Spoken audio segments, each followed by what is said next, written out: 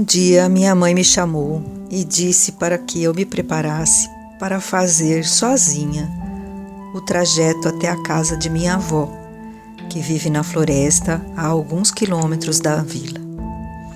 Sabia que isso significava muito. Era o reconhecimento de que eu estava pronta para ingressar em uma nova etapa da vida. Ainda havia muitas perguntas sem resposta. Por que minha avó morava tão longe, sozinha na floresta? Por que eu deveria ir até lá? O que aconteceria comigo no caminho? Mas tinha a certeza de que não seria um simples passeio e que certamente isso mudaria minha vida. Embora parecesse tudo muito estranho, a firmeza de minha mãe me dava coragem e a impressão de que sabia o que estava fazendo. Em silêncio, demonstrava confiança em mim e em tudo que me ensinou até agora. E eu percebo que as respostas às minhas perguntas eu vou responder com o tempo. Quando me pus a caminho, levando presentes e alimentos para a avó, tive convicção de que não era esse o motivo da viagem. Minha mãe estava séria e formal, como se estivesse fazendo parte de uma cerimônia sagrada. Senti que algo grandioso estava por acontecer. Ao deixar a vila e entrar na trilha da floresta, sentia que estava adentrando um outro mundo. Tudo o que eu conhecia ficou para trás. Eu me lembrava vagamente das idas à casa da vovó com minha mãe, mas era muito diferente, porque eu podia ir despreocupada, podia me distrair observando as flores, os animais, sentindo os aromas da floresta, enquanto minha mãe se mantinha atenta para não errar o caminho. Isso é ser adulta, cuidar dos próprios caminhos. De repente, uma sensação tomou conta de mim. Era como se, à medida que eu penetrava na floresta, ao mesmo tempo ela também me invadisse. Fiquei atenta e cautelosa, mas meu medo me deu mais agilidade e força. Caminhei mais depressa e fui percebendo que algo se abriu no meu interior, como se eu soubesse coisas que nem imaginava.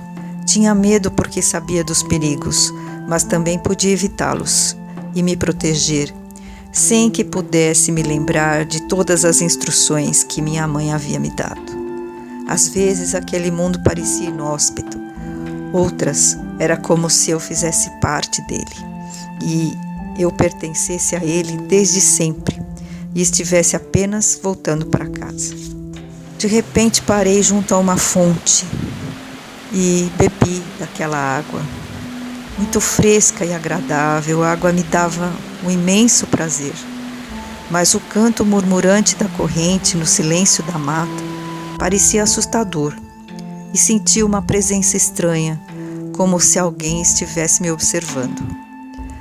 Só então me lembrei de pedir licença e de agradecer pela água, como se estivesse desrespeitando um local sagrado. Ainda mais que agradecer, eu pedi proteção e que a água me purificasse e restaurasse. Essa ideia surgiu espontaneamente e eu a acolhi. Voltei à trilha renovada e caminhei por mais algum tempo, até perceber novamente que era observado. Dessa vez vi que era um animal. Um lobo branco espreitava do alto de uma colina. Parei por um instante e olhei firmemente em seus olhos. Ele também não desviou o olhar, mas não era desafiador. Mentalmente eu lhe disse: fique em paz e me deixe seguir em paz. E ele se foi. Apressei o passo e fui embora, sentindo os efeitos do medo depois que o perigo havia passado. O que me deu coragem para encarar o lobo e afastá-lo daquele modo? Não sabia explicar. Talvez ele voltasse e me atacasse, mas eu não podia parar, nem desistir. De qualquer modo, deveria continuar. E fui pelo caminho até que me conduziria à casa da minha avó e à minha nova vida.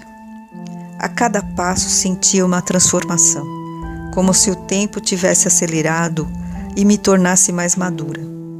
Cheguei a um ponto em que a trilha se bifurca, e aí fiquei em dúvida. Um dos caminhos era mais curto, porém perigoso. O outro era mais longo, porém seguro, como a minha mãe havia me alertado. Mas eu esqueci qual deles deveria seguir. Como não consegui me lembrar qual deles era o melhor, deixei que meus próprios pés me levassem por onde quisessem e continuei antes que escurecesse. Tive medo de me perder e passar a noite na escuridão. E justamente por me sentir apavorada com essa possibilidade, reagi e encontrei forças para avançar ainda mais rápida e determinada. A floresta tem muitos perigos e somos muito vulneráveis, mas o medo que paralisa também é prejudicial.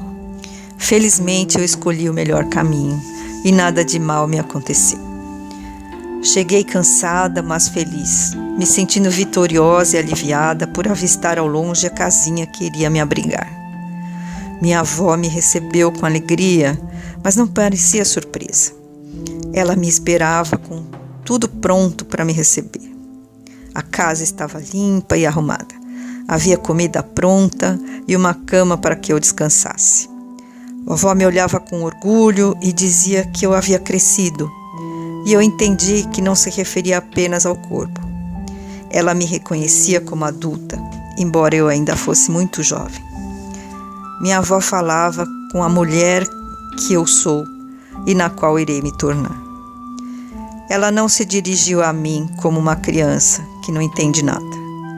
Mesmo que eu ainda não possa compreender bem muitas coisas, ela fala para que um dia eu me lembre e finalmente tudo faça sentido. Não pude deixar de disparar uma série de perguntas na hora do jantar, mas só tive um olhar compassivo como resposta. Era um pedido de calma e uma advertência em relação à ansiedade. Percebi logo meu descompasso em relação à sua serenidade e me calei. Aí então ela me disse, com paciência e bondade, que com o tempo eu entenderia e que ela me ensinaria algumas coisas que eu deveria aprender. Os ensinamentos logo começavam. No dia seguinte, bem cedo, acordei e minha avó já estava de pé, ao lado do fogão, preparando algo para comer. Fui ajudar a pôr a mesa e perguntei se precisava de alguma coisa. Os doces e pães que minha mãe mandou, leite, queijo, foram nossa refeição. Depois minha avó me convidou a ir com ela até o quintal e me mostrou sua horta, suas galinhas, suas plantas floridas e tudo que ela cultivava com esmero. Perguntei como que é viver ali sozinha e se não tem medo. Eu esperava uma resposta defensiva, mas a velha senhora não precisava esconder nada e me disse que sim, às vezes tinha medo de não ter ninguém para socorrê-la em caso de necessidade, mas que também era muito bom viver ali e ser livre, e que o receio logo passava quando se lembrava de que nunca lhe faltava nada e que a ajuda sempre vinha de onde menos esperava. Mesmo sem falar mais nada, minha avó ficou junto à minha alma e compreendi perfeitamente o que queria dizer. Ela me proporcionou uma profunda sensação de tranquilidade, que cheguei a sentir vergonha por ter duvidado e me entregado a excessivas preocupações, até ficado tantas vezes ansiosa por não ter fé. Lembrei que sempre evitamos as dificuldades e perdemos a chance de provar que a ajuda vem, que podemos aprender com elas e nos fortalecer. Então tive a primeira resposta. O caminho pela floresta foi uma prova e um aprendizado. Ainda esperava muitos ensinamentos, mas por vários dias minha avó se limitou a atividades domésticas, das quais eu participava alegremente e aprendi a executar. Porém, sem compreender muito bem qual era o propósito de passar esse tempo ali, além do prazer de sua companhia, claro. Tudo exigia paciência e despendia muita energia. Era um trabalho pesado, repetitivo, extenuante. Fiquei surpresa com a força daquela mulher já idosa e percebi que precisava descobrir minha própria força e não me entregar à preguiça. Ordem, disciplina, método, criatividade, determinação e principalmente o amor é o que nos move. Enquanto trabalhávamos, ficávamos em silêncio, mas às vezes nos entretínhamos com as histórias que ela contava. E distraidamente eu ia recebendo lições de vida. Numa dessas ocasiões, minha avó me revelou fatos que eu desconhecia sobre minha família e sobre sua própria história. Eram as partes que faltavam em mim mesma e me ajudaram a saber quem sou, o que eu ainda posso me tornar. Quando nos descobrimos mulheres pelos olhos dos outros, do grupo, da sociedade, imediatamente nós podemos nos sentir frágeis e inferiores, renegadas. Ficamos revoltadas ou nos resignamos e nos colocamos numa posição submissa e subalterna. Mas quando compreendemos o que realmente significa ser mulher, quando nos reconhecemos nos olhos de uma mulher íntegra e digna, descobrimos um poder enorme e temos acesso a um potencial inesgotável que emana de fontes ancestrais e que não pode se perder em nós para o bem de todos. Não é um bem pessoal, embora nos cure. É uma necessidade de todos, algo que podemos buscar e trazer para o mundo a partir de nós. Cultivando a horta, cozinhando, lavando, tecendo, bordando, separando coisas, juntando, colhendo, varrendo, semeando, minha avó me abriu as portas de um mundo novo. Me convidou a experimentar uma vida intensa, de infinitos significados, na hora certa em que, felizmente, estava pronta para compreender. Entendi que estava voluntariamente exilada, porque o povo da cidade não compreendia e a via como uma pessoa perigosa, só porque não entendiam as coisas que ela fazia.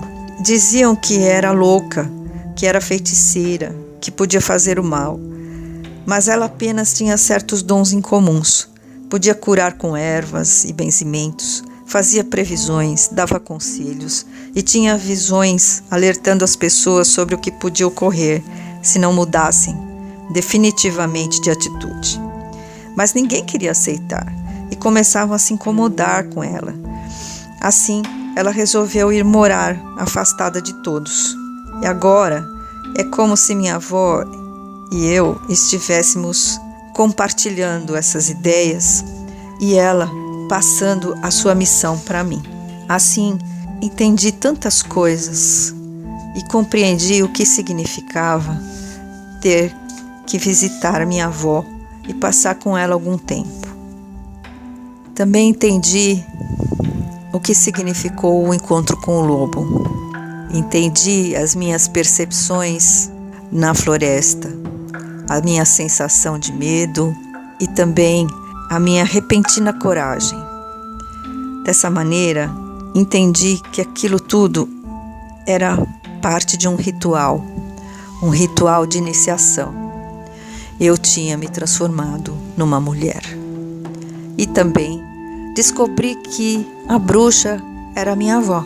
A bruxa das histórias, aquela bruxa que mora sozinha na floresta e de quem todos têm tanto medo, era a minha avó. E eu também. Talvez um dia eu me transforme nesta bruxa. Mas, ao contrário do que possa parecer, eu me sinto feliz.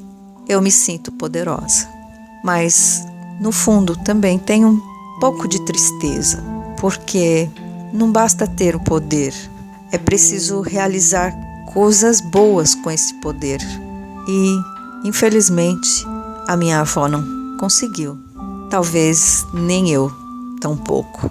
Mas, de qualquer forma, eu posso tentar novamente. e um dia posso conseguir transmitir algum desses ensinamentos tão importantes para outras mulheres.